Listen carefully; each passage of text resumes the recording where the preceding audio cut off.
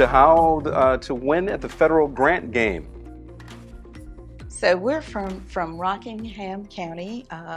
It's a county located in North Carolina. To put it into a geographic perspective, we are 19 miles north of Greensboro, North Carolina. My name is Erselle Young. I am the Assistant Superintendent of Operations and Logistics for the district. And my name is Gene Kelley. I am the energy specialist for the county, Rockingham County Schools. I've been in this position since 2014. Before that, I was a teacher of English in one of our 4 high schools in Rockingham County. Once again, a little bit about our county. 23 schools is what we have and several other buildings. 12,000 students. A very big county to me and to us, 572 square miles. That means if I were to, on a good Saturday, leave my house on one side of the county and travel to one of what I call outpost schools, it would take probably about 30 to 40 minutes. And that's no traffic. So we really live in a rural county. We have about 3 million square feet of building space to maintain, and we have, again, about 12,000 students. And in North Carolina, ironically, if you have more than 10,000 students, they consider you to be a large school district, but we are not. A little about the grant that we received. As you see the Grammy image there, Renew America Schools grant. It's a grant that is facilitated by the Department of Energy. It's through the bipartisan infrastructure bill that was passed a few years ago. Highly competitive grant. That means all across the country, LEAs such as Rockingham County Schools, they're applying for this grant. For our submission of 12 schools, we received $7.8 million. Which is a big deal. Generally for energy efficiencies, renewable and energy products, and we're the second cohort of selectees by the Department of Energy to receive this prestigious recognition to be a part of this. As a matter of fact, it was met with some fanfare. I mean, actually, I actually remember that day, August 6th. When they made the announcement. It was like winning the Grammys of grants. So Secretary Granholm, who is over the Department of Energy, chose Rockingham County to make the grand announcement for the districts across the United States. And so we felt like they initially said, well, you haven't been named. And I thought, well, this will be a big joke if we're not named. So we chose one of our high schools to make the announcement. The band was playing, the cheerleaders were out there, our state troopers come in, and they have the big motorcade, and the Secretary of Defense steps out, and this gentleman here is the quarterback of Reidsville High School's football team, and in this year, 2024, they won their 24th state championship. So not only are these guys athletic, but I will tell you, this young man who is the quarterback has been accepted to the United States Air Force Academy in Colorado. Yes. So why would we apply for a grant that's so selective, so competitive? Well, we have needs, like many of the other districts in this room, and many of everyone across the nation. We have needs. Failing HVAC systems, rusted out chillers. We had a high school that was sweating inside. So, I mean, you would walk down the hallway and slip and slide. So that's just not acceptable. And we have a picture of old Betsy up here. She is a 1942 model boiler. Oh, I heard Jesus. Listen, we have a 1922 boiler that is still in operation. So, as far as our maintenance team goes, they are phenomenal. But we also know that a 1922 boiler is not efficient. And this boiler right here was initially coal fired. So it's converted over the years. Yes, so we have needs. And as far as needs are concerned, we all know what happened to us in 2020, that 5 letter word, COVID, and it was detrimental to all of us in the whole wide world. But for education, I want to kind of flip our mindset a little bit. COVID gave us funding that we would have never had.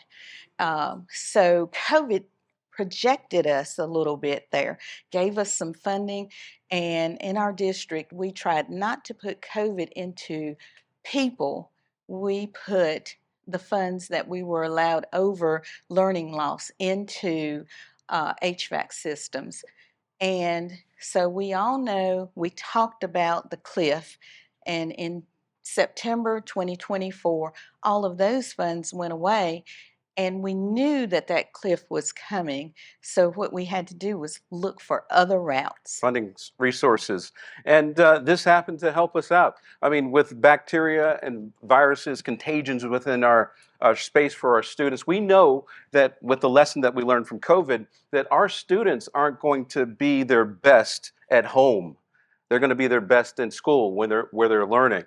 And reports and suggest that this is true. So we have new units bringing in fresh air. At least we want more units bringing in fresh air for those schools. I remember during COVID, I heard about a report in Germany where students were taking turns opening the window to bring in fresh air to their classrooms. And it was very cold. It was in the winter season, and kids would be wearing their jackets in class. But we don't have to do that if we have funding sources that allow us to change out our equipment. In these next two pictures at the elementary school classroom and the media center, we're improving indoor environmental quality in these spaces by upgrading to LED lighting, giving them more space, making sure that we're improving indoor air quality, just maximizing the students' benefit for learning. Also, how did we put our application together? How did we get our application to the point where we could be competitive against all the LEAs across the country? Well, we had to mobilize the community. And mobilizing the community is not only thinking about what's going on inside Rockingham County Schools, but it's also thinking about who helps Rockingham County Schools keep their schools open day to day, week to week, and throughout the year. And that's due to our relationship with the many people of Rockingham County, the many municipals and service providers. We have the city of Reedsville and the city of Eden. You can look these up. The championship happened in the city of Eden, Reedsville High School, if you want to look that up. And also the town of Mayodan and Madison on my side of the county, the western side. The Sheriff's Department, Rockingham Community College, Duke Energy, our electrical service provider, the YMCA, and one of our close partners that helped us in this effort is Johnson Controls.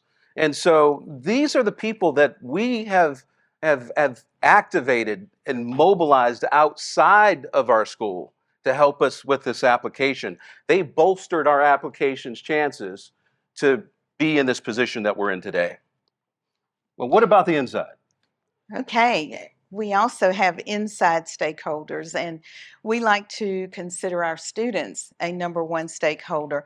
And in Rockingham County, we want to make our students choice ready. We want them to be able to make choices that are right for them. It may not be a 4-year university, they may go to the community college, or we also want them to be prepared to go to work if that's what they want to do, or, of course, the military. Uh, One thing that has come out of this grant is our Department of Economic Development. We have several pathways in our CTE program. but we don't have a construction pathway. So our economic development, they are funding our CTE construction pathway. And so if timing is correct, we hope to have students that are doing internships, apprenticeships, on the job training as we are going through this grant. Also, we have what I like to call a secret agent, our energy specialist over here, Gene Kelley, and he monitors every unit of energy. Our teachers call him kilowatt. Um, but they've also develop students into the little energy elves as well. And, they give them jobs. The last one out cuts the lights off, they cut the lights on. And they listen to Mr. Kelley and they go home and they also unplug stuff at home. One kid unplugged the fish tank.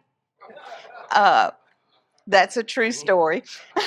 So that's how effective Mr. Kelley has been.